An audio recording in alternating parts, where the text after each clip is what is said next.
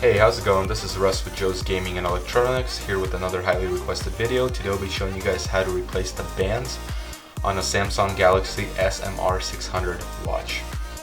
So, for instance, if these were the old bands and they were bad, there's these two pins that you will have to pull down on each of them.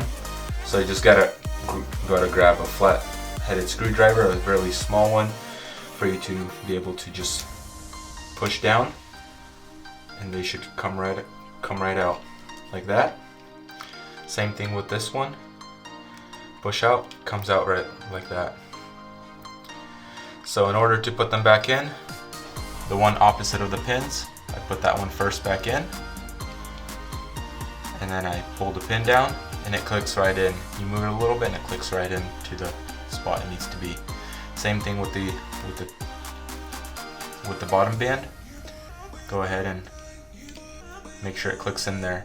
So the band with the actual buckle here goes, so the buttons are on the right hand side, it goes on top where the buttons are on the right hand side. This is for the adjustable band, and the bottom band goes below the actual buttons. And that is how you replace bands on a Samsung SM-R600 watch. Thanks for watching, guys. We'll see you in the next one.